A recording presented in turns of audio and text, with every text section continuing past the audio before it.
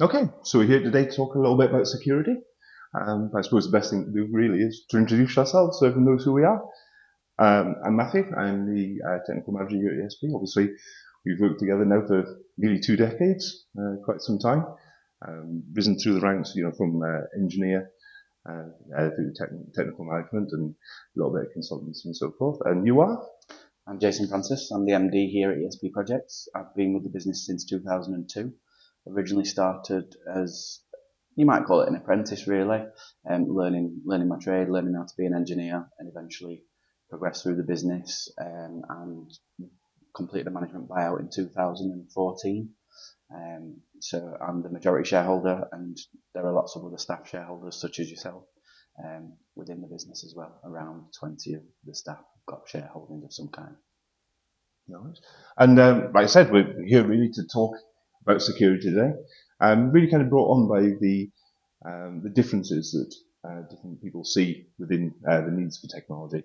I myself, as an engineer, obviously want belt braces, as many backups as we can in several different locations, many tiers of security and protection for a network. Whereas that does sometimes have a conflict with what's required in the real world, and you see things from the business point of view. Yeah, absolutely. As a business owner, I recognise that obviously cybersecurity is very, very important to every business, but that has to be um, aligned really with the other needs of the business, which some things that come into play there are the amount of money that the business can afford to spend. From a technical capacity, I'm sure you guys would love it if we could spend millions of pounds per year on cybersecurity, but from the business owner's perspective and representing the other shareholders, that's not always possible. And that applies to both ESP and our customers. So as the person responsible for development of our account managers and the people that are passing our strategies over to our customers, our account managers need to be aware that there is this conflict of viewpoints really, and they need to make sure that they can see things from both sides of the fence to make sure that the customer is being heard in terms of their budgets and their requirements, but they're also listening in terms of the technical requirements that we're trying to impose on them. No worries. So if we look at my ideal world where there's many tiers of security and backup and paths that you can have for restoring data and so forth. And what I suppose anyone's ideal world is not paying anything for security. I guess what we'd be looking for initially is the solutions or the layers that offer the most bang for buck. Absolutely, yeah. I think that's the key to any good cybersecurity strategy is to make sure that the business is spending its hard-earned money on the right technologies that are going to give them the best coverage from the outset. So, in other words, the best return on investment. Also, over the last couple of years, things have changed massively. When we first started as engineers together, everything was very much servers on premise. Everything was kind of very much pigeonholed or firewalled into the one premise, and therefore was quite easy to protect. Um, the way things have gone in the recent years with all the cloud and so forth, it feels like there's been more opportunities for systems to be breached and data extrapolated or exfiltrated and so forth. Is that what you're seeing with your clients as well? Yeah, absolutely. I think if you think back to those good old days, as it were, if there was some sort of cyber issue going on, there was some sort of technical problem or whatever, it was quite straightforward. You had one cable to pull out of the wall, and the business was disconnected from the internet, and whatever was happening could be stopped from continuing until you'd made a proper assessment and decided whether it was safe for you to be connected to the outside world again. Moving on to today, where you've got some systems that are on premise, some that are in the sort of public cloud, as it were, so Microsoft and Google's environments, and then some things that are in the private cloud, so specific vendors' applications that a business might run. There's a lot more to think about in terms of where the data resides, and let's face it, that's what these cyber criminals are after, is some form of data or money. But even the data results in money. That's the designs that they've got on your business, really. So these days we're seeing obviously data being saved in multiple different locations, whether it's on the internet and accessible on the internet, or on the local premises. It feels like these days we've got a lot more areas to be concerned of, and newer technologies that are 24/7 accessible and so forth. Have you seen, well, I feel that I have anyway, seen a rise in technical breaches over the last few years? Yeah, absolutely. I mean, we've had a number of new customers and existing customers that have come to us with problems with cyber attacks of some degree of importance, different degrees of importance, I should say, and we've had to help them in different ways depending on their circumstances. But certainly it's been on the rise for a number of years, and with some of the things that are going on in the world today, it's likely that that's going to carry on increasing. So we need to come up with strategies that work both now but also in future, to make sure that our strategies are evolving constantly, because the attacks are evolving constantly. Right, through working here and through talking to other MSPs, it feels that one of the things that customers always say is, "Oh, we're too small to really care about security. Nobody's going to want anything that we've got, or nothing we've got in our data is of any value, or we don't save any personal data." It feels that it's not just down to if you've got something of value. A lot of attacks are either through just pure malicious or hijinks, or targets of opportunity where people have just found something to get into, and therefore try to leverage from there. Is that something that you come up against as well, where clients are more or less saying, "We haven't got anything of value"? But it's something that we come up against with customers saying that. But I think you're right in saying that some of the attacks are opportunistic. But in a lot of respects, what you're saying there is wrong, in the respect that every single business has something of value to these bad actors that are out there in the wider world. Even if you've only got one employee, presumably if you're going to pay that person, you're going to have his national insurance number, his date of birth, his address, his mobile phone number, and all these pieces of data are valuable to a degree. Yes, there's less value because there are less pieces of information, but every single business has important data that somebody could want to tap into, and either to sell it on the public internet, or what we're seeing fairly often is actually approach the business owner to say, "I've got this piece of data of yours and I want a certain amount of money to allow you to recover it." I think some of this is borne out both the rise in cyber activity and the recognition that some of this data is valuable to someone. It's been picked up with fairly recent government legislation. Obviously, a couple of years back, it was all the rage with GDPR and all around the private data, and that's obviously something that's still in place. It still applies to us, even though we're not part of the European Union, as it were. But also recently, there's been gathering strength over the last few years and reinforced cyber essentials. One of the few things that I actually agree with the government about, implementing something for as a guideline for organisations to have a level of security in place. Yeah, I think it goes back to what I was saying really about there's usually two gains. One is data and one is money, but both lead to the same thing. It results in money. And so what these government schemes are trying to do is to acknowledge that, and to say there are some really basic things that you must do as a business owner with personal data somewhere on your systems to try and protect that personal data. Obviously, with Cyber Essentials, that is to a basic level, and then you can go to the next level up where you have an externally audited Cyber Essentials certification, and that means that you can't tell any porkies within your business. You've got to get somebody else to ratify that you've done it correctly. But then there are lots of other schemes as well that take that another step, such as ISO 27001, which ESP have got, and some of our customers have got, and they take it to a different degree. Now, usually those types of certifications are more legitimately required for larger businesses or businesses that do have more specific and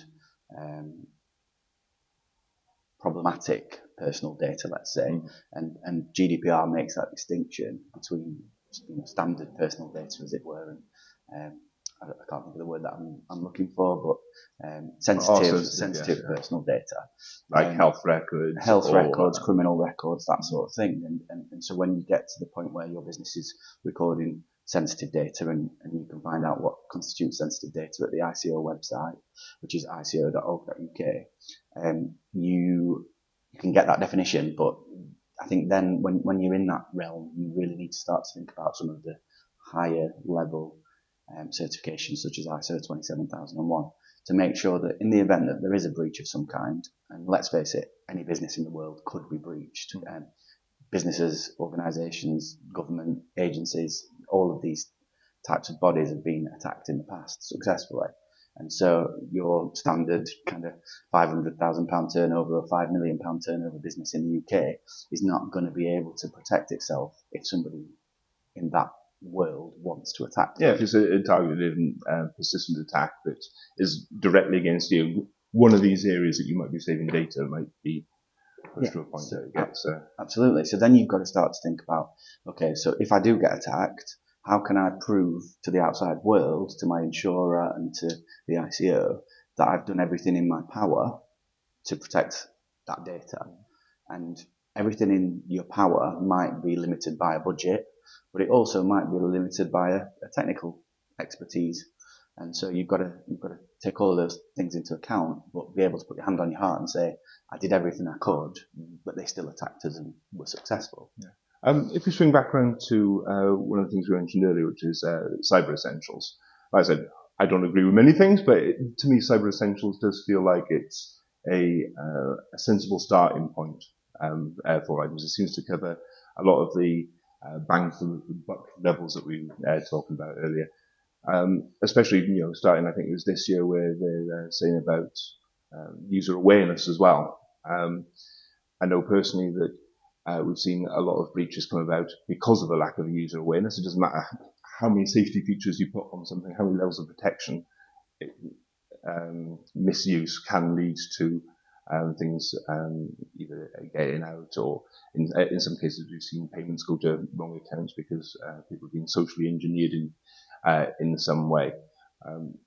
What other levels of the cyber essentials do you think are good bang for buck for a client? Let me just address something that you said within that statement. So you mentioned misuse. I think it's important to distinguish from a business owner's perspective that misuse is usually accidental. It's not usually a member of staff that's acting maliciously to release some form of data or money. But it does happen from time to time, but it's a very small minority of instances where that kind of thing happens. The first protection mechanism is to try to prevent accidental misuse in particular, rather than malicious misuse. And you mentioned user awareness training during that sentence that you were just saying, and I think that's kind of number one on the list, really. It's how can we teach our staff or our volunteers or whatever other stakeholders we've got within our business to make sure that they are familiar with the most simple misuse, accidental misuse cases. And so the user awareness stuff is really important, and it can take on different styles and guises. You could have them all in a room and have an expert, or even you, if you're so knowledgeable enough to teach them those things. But what we've found is that the best approach to user awareness is to invest in some software that talks to the users about how people might be attacking them. It gives them little videos and that sort of thing. I mean, you might want to speak there about how that is usually configured and how it might impact the business. Yeah, there's several on the market. Usually they revolve around do training videos to inform staff on what to look out for and things to avoid. They then move on to usually having some sort of automated attack structure within it. usually around phishing emails trying to harvest usernames, passwords, bank details, or whatever. You can usually customize them so that they reflect the sorts of emails that your staff would be used to receiving, so they've got a bit more weight and believability to them. So if, for example, it was a building company, the emails might be about a supplier that was selling them a roof or something, or something similar. A more generic one would be, be able to format them so they look like they're from your particular bank, whether it's NatWest or Co-op or any banking establishment. Really. Yeah, cool.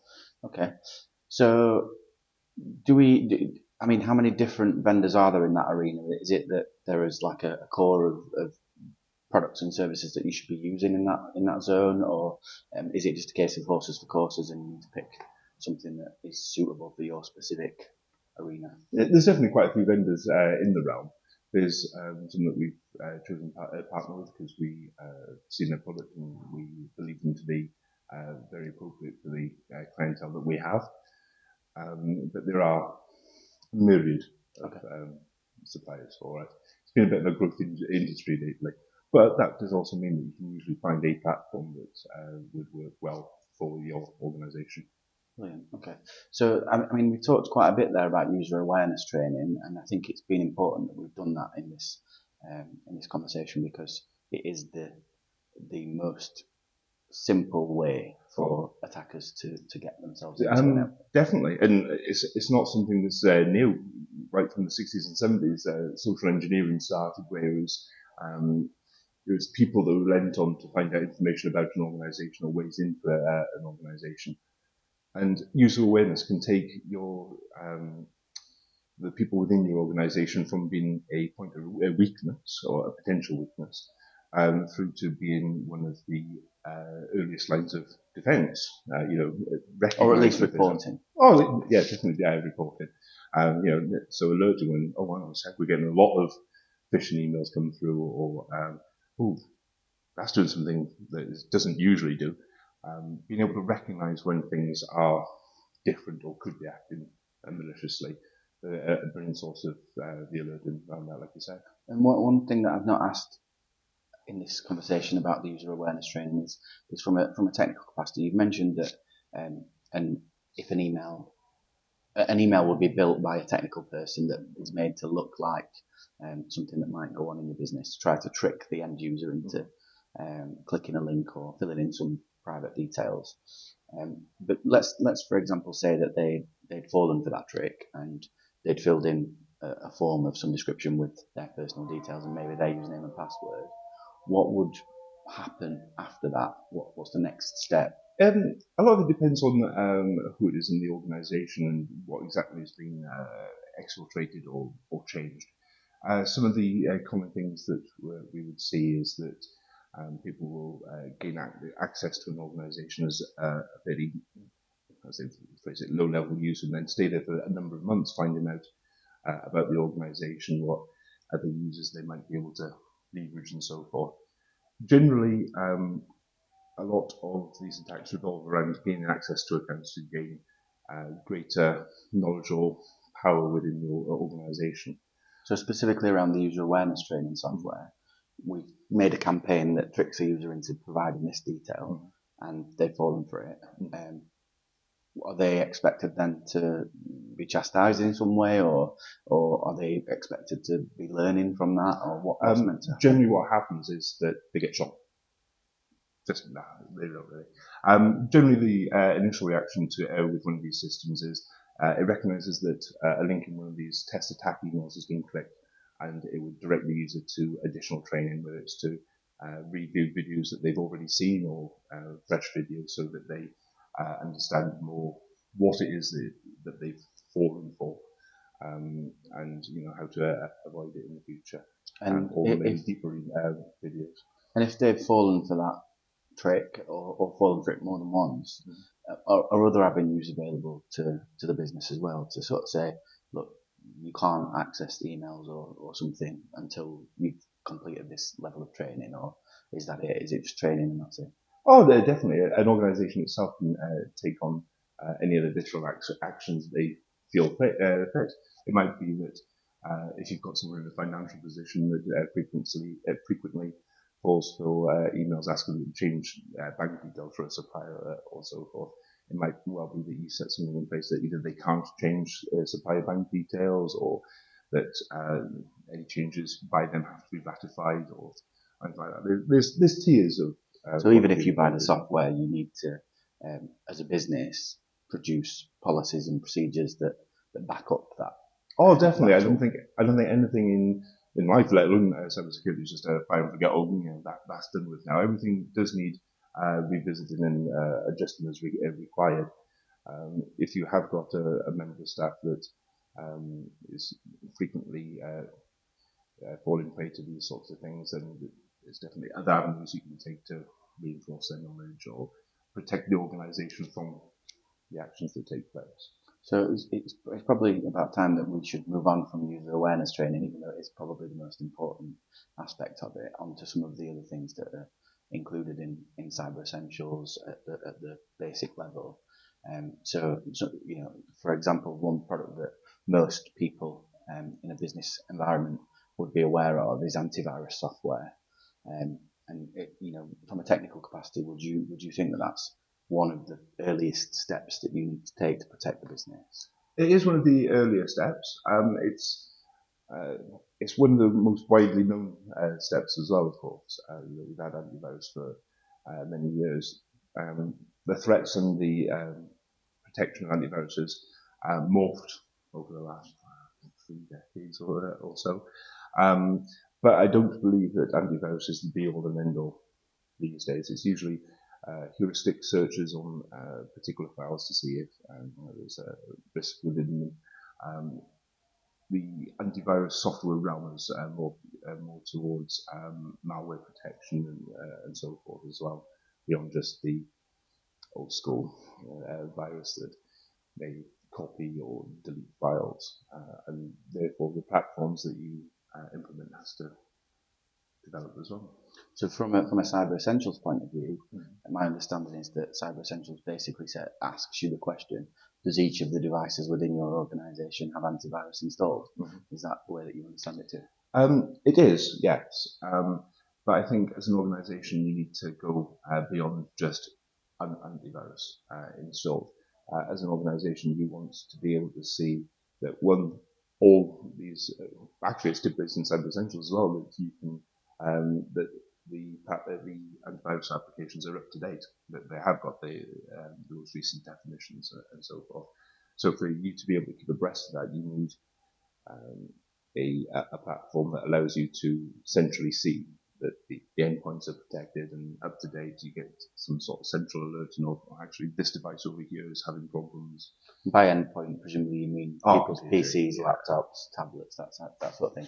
I mean, you touched on a point there about definitions being up to date, and that's part of the antivirus software. But I think that perhaps leads us nicely into some other areas of the basics of Cyber Essentials, which is having other applications within your business kept up to date. And I guess the reason for that is that the threats are constantly evolving, so the vendors of the different software platforms have to constantly evolve their systems to make sure that they're protected as best that they can.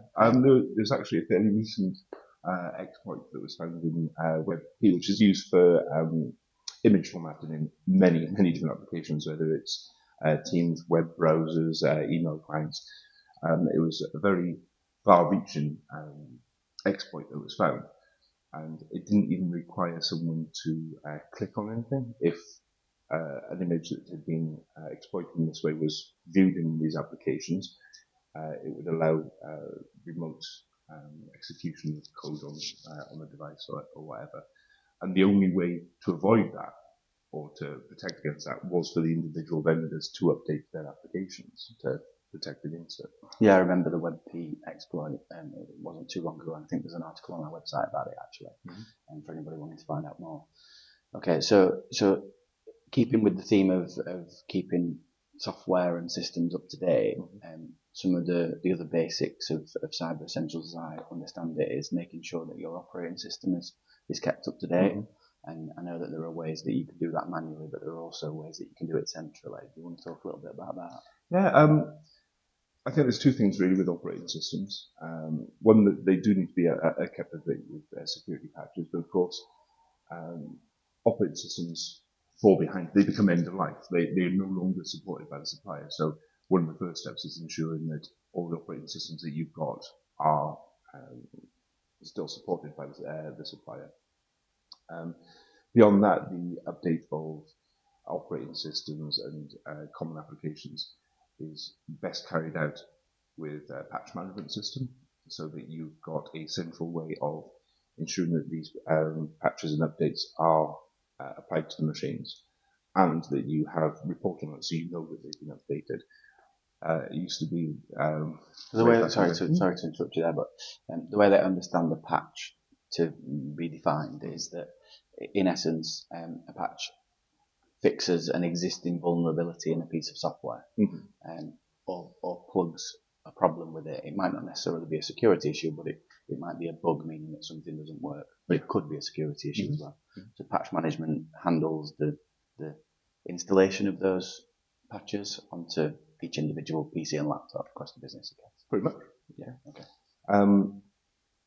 But as I was saying, you need some, as an organisation, especially as you extend the numbers of machines, you want a system that will keep these things up to date and allow you reporting on it, so that you know that things are kept up to date, and you've got records that everything is working correctly for you. Yeah, okay, good. And presumably the same sort of theme applies to other business applications that are in use commonly. So things like Microsoft Word and Excel, or Microsoft Office, or Office 365 as it's now known, Microsoft 365 in fact. Does patch management apply to those pieces of software as well? Yeah, a lot of the patch management platforms that are available will cover both operating systems and common office applications, but also Adobe applications and so forth. So the commonly used business applications, yes, yeah. Okay. Including browsers. Yeah. So that's talking a lot about the programs and applications that you've got running within your business. You might think of it as inside of your walls, but a common bridge between inside of your walls and outside of your walls is a firewall or a router device. Cyber Essentials talks about the firewall device being an important part of your protection mechanisms. What can you say about that? Like you said, the firewall generally forms the basis of the security between your internal network and your and the wider internet, and it definitely requires to be kept up to date. Again, firewall devices can become end of life and no longer supported or updated by the manufacturer. Cyber Essentials allows for you to have holes in this firewall to allow internal systems to be accessed remotely, much like our remote access servers used to be, or so forth. But you have to stipulate if there's a business use for any holes in your firewall. But beyond that, obviously, the updates and the ensuring that nothing that shouldn't be open is open. So the way that I'm understanding that is that a firewall is exactly that. It's like a brick wall between your network and the internet. Essentially, it can be viewed that way, yes. That you might then take out the odd brick to let certain things through that are needed for your business. Okay, so that's a bit of stuff about firewalls there and how they're important in the business. Just before we move on to some of the other things included in Cyber Essentials, I just thought would be useful to just have a little bit of a conversation about the structure of Cyber Essentials when you're applying for the certification in particular. So the way I understand it is that the Cyber Essentials certification process basically asks you whether you've got a specific thing, such as antivirus, and if you have, is it operational on all devices in your business? And if it is, can you evidence that? Is that the kind of right structure? Pretty much, yeah. Cyber Essentials is essentially a self-answered, or your MSP or support organisation there answer it on your behalf, asking what's in place and what the configuration is of it. There is a bit of honesty there in that you answer the questions to accurately reflect what you've got in place. The next I guess tier up. if you lied, that's not really to anyone's advantage. No, because obviously you want to put this in place to ensure that you yourselves are secure. But there is the Cyber Essentials Plus certification as well, which takes the same questionnaire, but then you have some external validation of that the answers are correct and things are working before you can obtain that. So a specialist business would externally audit your answers and tell you if you have passed or not. Okay. Usually involves additional software being installed on some of your local machines so that they can ratify your answers and so forth. Okay, so whether you do Cyber Essentials or Cyber Essentials Plus, which is the one that's kind of certified by an external party or confirmed by an external party, let's say, I'm looking at that a little bit like an MOT, where you're proving that your network is secure at that point, or you're proving that your car is safe at that point. But at any point during the year, presumably that your network might become insecure. Definitely. So how can you protect against that? Well, nothing ever remains the same. Obviously, you might bring on additional systems within the year, or obviously there's changes in staff and equipment and so forth. Along with some of the Cyber Essentials the certifications, there is software that is available to constantly monitor that things are kept up to date and so forth. Where so you stay insecure. Where the local machines are used, installed with a piece of software that continues monitoring to make sure that local machine and things is held accountable. But have you got an example of any of the products names that are in that arena? Yeah, we frequently use CyberSmart for that, and they call they extend offering continual assessment. Okay. So that would then be a much smarter strategy for a business where they not only made sure it's secure, but they've made sure it stays secure. And presumably that means that when they have to recertify at the end of the year, that certification process should be much simpler. Yes. It can be a little bit of a marathon year on year to go through it all again. So any leg up that you get going into the following is always good. Yeah. Okay. So we'll move on in a second to some of the other things in Cyber Essentials certification. But I think it's important that we sort of just revisit the beginning of our conversation today, really, which was that you were saying from a technical capacity, you want as many things in place as possible, and I was saying from a business point of view, it's not always possible to have everything. So the things that we've talked about so far, just to refresh, were user awareness, patch management, antivirus, firewall updates. We haven't touched on backup. We haven't, and there's a whole section about that later on, I think. But are they deemed to be the most important things? Like they're kind of, you can't avoid buying those things? I think most of those are pretty much the best bang for buck items.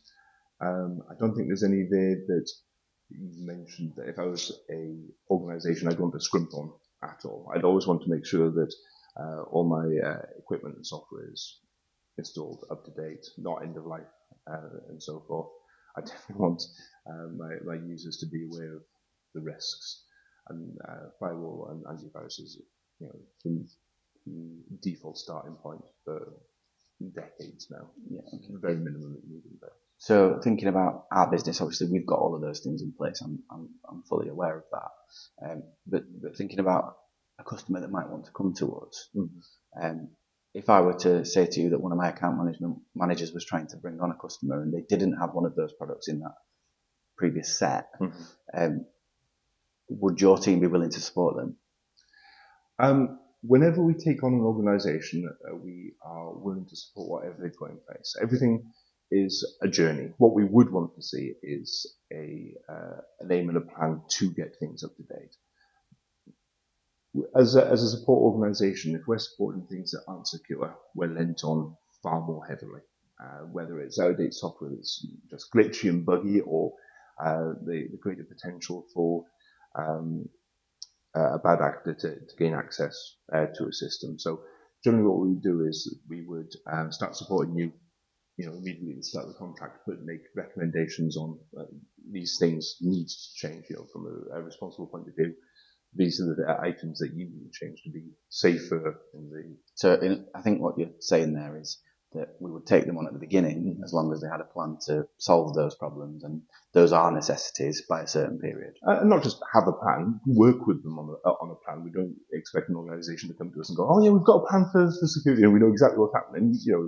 We're hoping on us to advise our clients on the best ways forward, whether that's to the 10th degree on security, or as your viewpoint on it is the bang for buck, or bare minimum, and what gets in the best increment beyond that. We're more than happy to work with them to design the system they require. Brilliant. Okay, so the next section that we're going to talk about here is some more things that your team have specifically said that are required for base level IT security, but they shouldn't cost anything as far as I understand it. So things like having password policies that are secure. So what's the best practice in that area at the moment? Oh, that's a lovely question. I love this one. The people's opinions on password best practice does vary. I know the last 20 years, the advice has gone from, oh, you want something to be changed fortnightly, so that the passwords are always changing, to actually just choose one secure password per account and then just keep them running. So I really do believe that a password of a reasonable length, not 4, 6 characters, you're talking 8 to 10 characters, that does involve special characters and any sort of complexity around them. Randomized strings are best, but obviously harder for an end user to remember. So we do then kind of go towards the realms of any password management software and so forth. But at the end of the day, a username and a password isn't the most secure thing anyway. Whether it's dictionary tags or post-it notes or whatever, I believe that the next evolution of that every organisation should be taking on is that any publicly accessible, so any internet-based platform, whether it's Facebook or Office 365 or whatever, if two-factor, multi-factor authentication is available, you should implement it. So you're using a username, a password, and randomly generated app, either a 6-digit number that's generated by an app, or a prompt that you have to accept on your phone. To me, that is the next realm that we should be looking at. And I think there's probably a step further than that, which is some of the bigger vendors have been talking about recently around passkeys and so on. Oh, we yeah, don't need to go into the technicalities of that necessarily, but there is a conversation there that passwords are seen at the moment as a thing of the past individually. There's a step to make them more secure, and then there's steps beyond that we're heading towards. Definitely, and MFA or 2FA on a platform is generally a free item. The cost with MFA is the user buy-in. Initially, when you implement another factor of authentication, what you get is pushback from staff that this is problematic. I got the number, X phone, or got access to an X thing as well. Which is why I think the user awareness training actually ties this together. If a user is knowledgeable about why these things are happening, they actually become the lead on, actually, I want the organisation to have MFA in place. So no, historically we've had organisations that there's been a real pushback against MFA, and following that, accounts have been breached and members of staff socially engineered and so forth. And it's been a bit of a groundswell after that. Hang on a sec, we wouldn't have had these problems if we did have MFA in place. We want MFA. Yeah, I think it's important there to distinguish a couple of things. So, firstly, MFA. Let's just be clear about that. Multi-factor authentication, sometimes used as 2FA, two-factor authentication. So it's an extra thing that you need to use as well as username and password, and often that's your mobile phone. The second thing to think about in terms of the stuff that you just said is that a lot of that buy-in and changes for users is about their behaviours, and behaviours, as we know as people in business, are the most difficult thing to say. Oh, definitely. Change is always difficult to implement. And some of it is getting the buy-in of people understanding that this change is required. So again, like the human awareness training, user awareness training, can aid in that as well. So from a business owner's perspective, um, as, as well as instructing a company like ours to install these kind of security mechanisms, they need to take into account that there's going to be a time period where they need to adjust people's behaviours, and that's going to take effort, really. Yes. So the management within those businesses is going to have a tough job. Yes. Okay.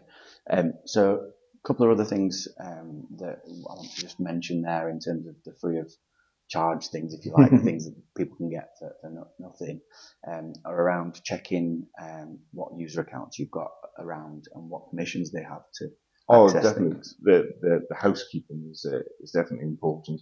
Having user accounts around that, that a user is no longer logging into anything that's not required should be removed. It's quite a big risk having an account that no one uses still in place. No one's looking at that account to see if anything strange is happening for a start. Added to that, cleaning up any data that you don't require and so forth can lessen the risk. Yeah, okay. And just thinking there about the permissions and the user accounts in particular, presuming that a business is working with an external party like us or somebody else, what would be the normal process to sort of check that everything's okay on that? It's a bit of a difficult one, data cleanliness, especially on traditional server systems. At the end of the day, your data is your data. You know what you need and what you don't need. But what we can do is help you recognize what's needed. So be able to pull reports on what folders are taking up the most space, being able to pull reports on what users have got access to particular folders, being able to show you if there is any kind of duplicate data in place. Added to that, different platforms such as Microsoft 365, you've got other systems around data governance that you can use so that data, when it is no longer required by any aging criteria that you set in place, is automatically archived or deleted. So there are mechanisms that you can put in place, but at the end of the day, it does take some input from the organisation to inform whoever's administering these systems for them what is required, what are the guidelines around aging of data and so forth.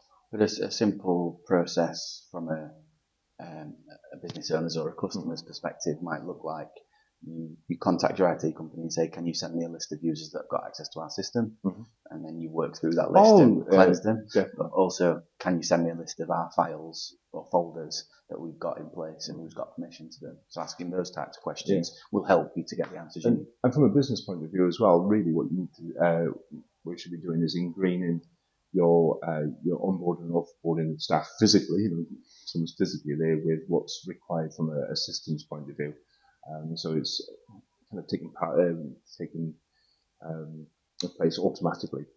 When someone leaves an organisation, a user form or whatever is supplied, so that the users deleted from all the systems, whether it's VoIP or Office 365 or your local server or whatever. So I think what you're saying there is look at your HR policies and look at when you're onboarding a member of staff, what do you do? So you might do an induction for them and stuff and incorporate your IT systems into that process. And then the same on your offboarding. Make sure your IT systems are incorporated into it. Especially the offboarding. When someone turns up, you know something's got to happen. There's someone there who's saying to you, I can't access this. So it's a natural reaction and go, oh, you should have access to that, I'll sort it out.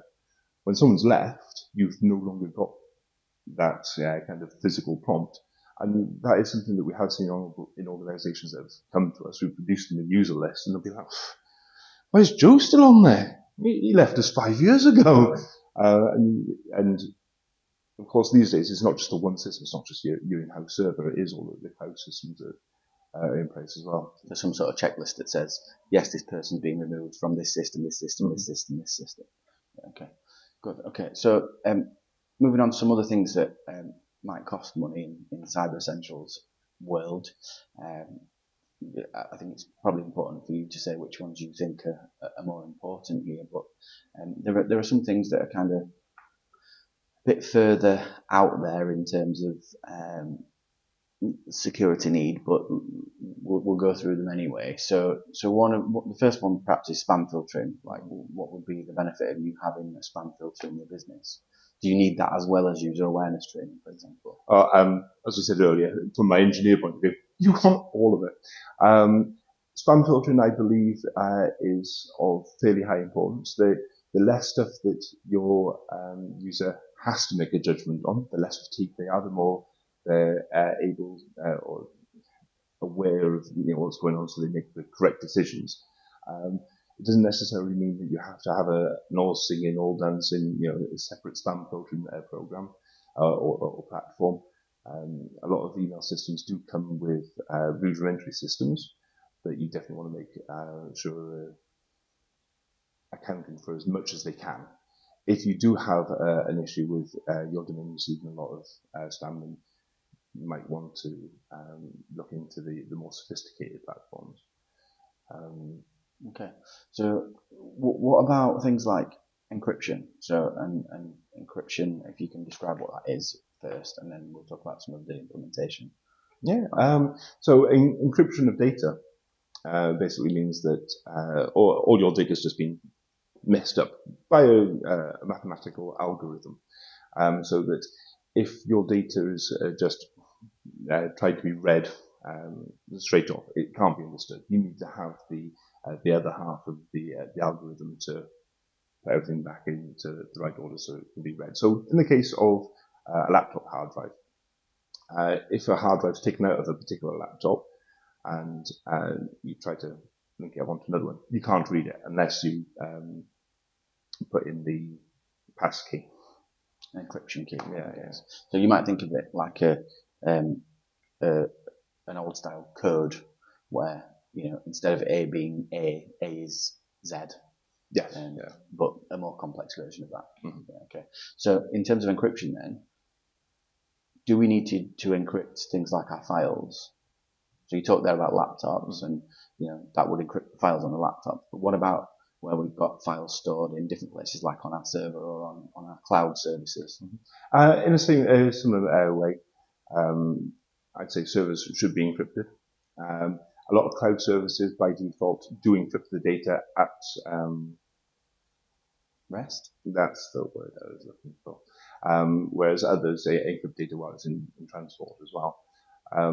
I'd say that where you can implement encryption, especially if it's free as part of either your laptop has got what's known as a TPM chip, or the platform supports it anyway, you should use it. Even mobile phones these days, or Android phones and so forth, encrypt everything on themselves as standard.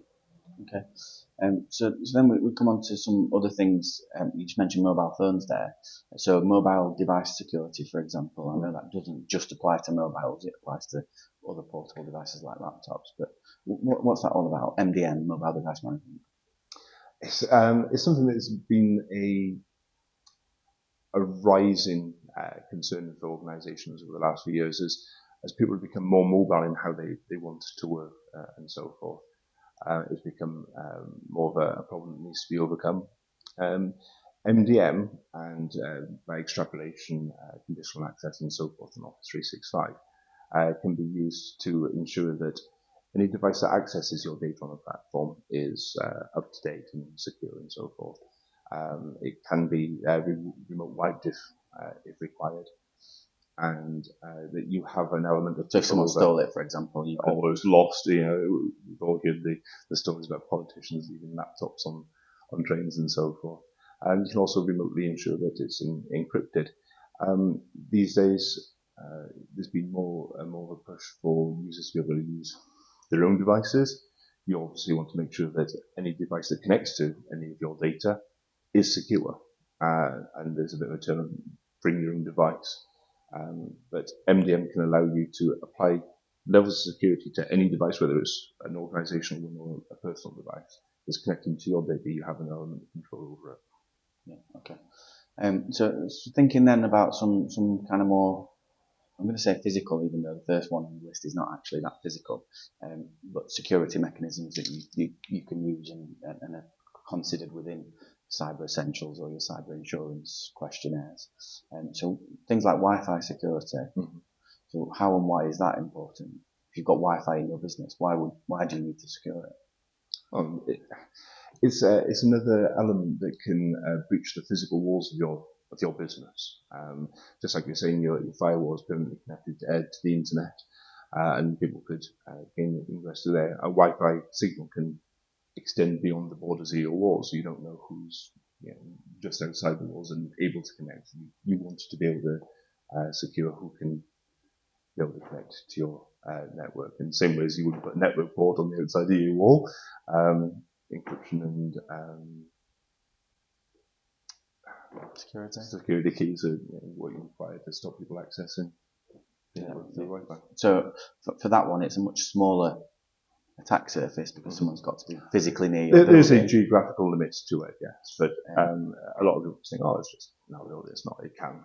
Yeah, so you should have passwords and things on your Wi-Fi networks. It's the top and bottom of it there, basically. Okay, so we've talked there about a lot of different aspects of security and how they relate into Cyber Essentials, some of which are paid for, some of which are not paid for. And from a business owner's perspective,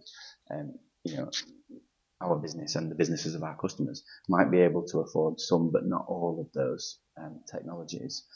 What happens if something does go wrong? What do we need to have in place to make sure we can recover in the event of a problem? Okay.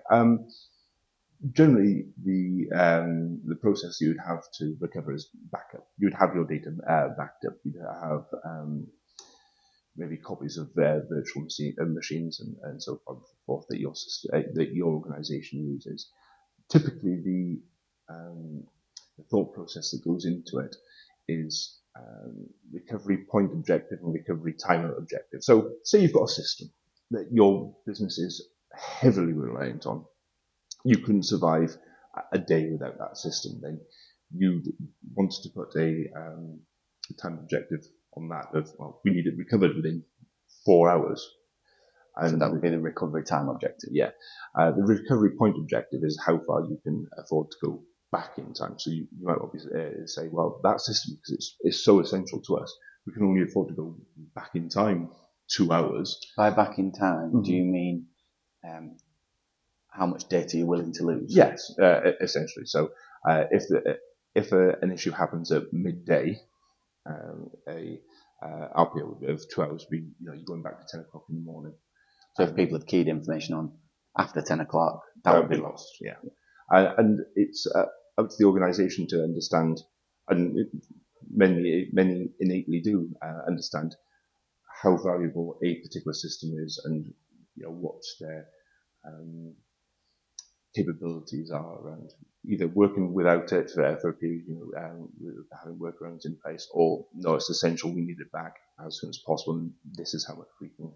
Yeah, and we're talking about backup there, but earlier on in this conversation we've talked about lots of different data forms. So things like emails, files, database applications, personal information, all these types of things.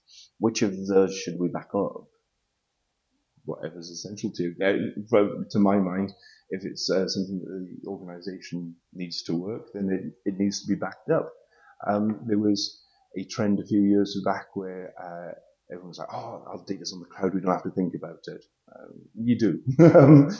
And it's one of those beliefs that we most frequently have to approach of, oh, well, our data's on Microsoft. It doesn't matter. You still need to have control of your data. For instance, the ICO requires that if there is any data lost, that you report it to them. You have no control over what happens with Microsoft itself. There's some wonderful features in there to help you, go back to previous versions of files or whatever. But so Microsoft, if I don't back up emails within my business, for example, presuming that Microsoft look after them in some way, what risk have I got by not backing up my emails to some other platform? You're totally beholden on Microsoft. One of the points around your email and backup of Microsoft is Microsoft do put in layers of redundancy for their data centers and all that and everything, but that only focuses on Microsoft's disaster recovery. An entire tenant is down, or entire data centers or servers are offline. They'll recover from any fault of their own. If there's any accidental deletion or malicious deletion by users themselves, they're not going to pull your backup. If somebody got into your system, given we're talking about cybersecurity here, and encrypted it or deleted it, do Microsoft guarantee to get your data back? Yes or no? Yeah. Okay. So there's lots of risks there if we don't back up our data. Yeah. And by backing up our data, we mean we're going to copy it from one location and put it on another location. Yeah, it is. Presuming that somebody's not going to get into both and break down both systems. Yeah, because then there's two systems they need to get through. I mean, I guess if the business was really, really keen on a specific piece of data or a specific system, you could have a backup of the backup and the backup of the backup of the backup. Yeah. As an engineer, I want as many different tiers of backup as possible, but there are legitimate lengths that you can go to, and generally each layer costs more. Yes. Different amounts, whether you're backing up like downloading it all locally and saving it on your own storage, or if you're using another platform. Most platforms around backing up cloud platforms are charged per user. So as your business grows, your costs may rise. Others are charged around how much data it needs to be backed up, gigabytes. So as the organization grows, again, the costs of that could rise. If you're trying to tier 2 or 3 backups, then the cost of each of those would be increased. Okay, so from a business owner's perspective, we have in place a disaster recovery plan, or sometimes referred to as a business continuity plan. Mm-hmm. And I think what you're saying is that backup should form a fundamental part of that, mm-hmm. but also restore should form a fundamental part of that. Definitely is the other half of the puzzle that we were just talking about, the RPO and the RTO. Recovery point and recovery time objectives. You want to be assured that you can meet those. If you're saying that your organisation cannot survive for X period of time without a system, you want to ensure that you can recover in that time. So part of your disaster continuity or recovery would usually involve some sort of testing that you can meet these objectives. So even though something's not gone wrong, testing that we can restore our backups at the times and points that we're saying we can. Yes. Okay.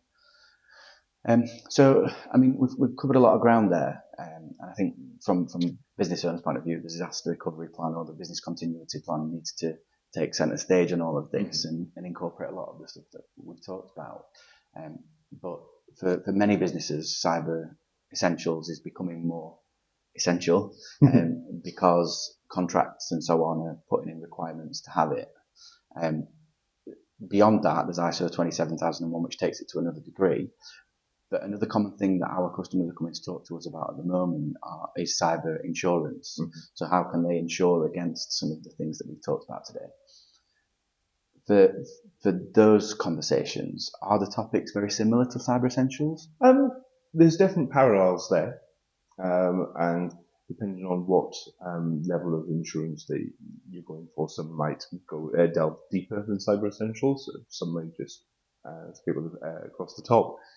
So it does it does differ by insurer. What we have seen in the past, though, is that people aren't sure of how to answer some of these questions to an insurer. And in those cases, we're more than happy to help go through the documentation with them and ensure that they're answering the insurer correctly. Because the last thing you want is for something like this to happen and find out that you've answered one of the initial questions incorrectly, and then you're no longer covered. Yeah, so your insurance is void. Yeah. Common tactic for all insurance companies, I'm sure we'd all agree. So getting the answers correctly to them in the first place is as important as having the policy anyway. Yes. Okay. So just trying to summarise that whole conversation, there's been a lot within it. I think from your point of view, you're basically saying buy every piece of security technology that you can. Mm-hmm. Irrespective of what you can afford, buy as much of it as possible. And as many times over. Yeah. Have the belt, the braces, and the sock suspenders and everything. Go for it. And from my point of view, I've tried to dig out of you there which ones are the kind of absolute crucial things and which ones are more nice to haves. Obviously, there are lots of things within, not even within, external to our conversation that need to be considered as well. We've covered a lot of ground, but there are lots of other products and services that can be involved in cybersecurity. So how might an organisation work out where their risks are? I think, first of all, for any organisation, there's the default things that they should have in place. I believe that awareness for their staff very important. At least one tier or layer of backup for any essential systems is also important, as well as the default and keeping everything up to date.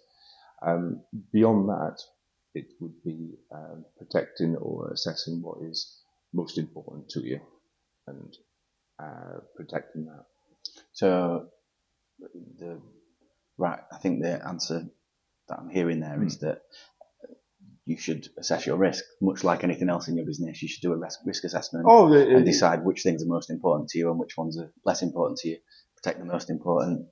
Definitely. Leave the less important. If there is going to be a balancing point on anything, then I think anyway, you're naturally going to be drawn to what's most important to you and making sure that's protected.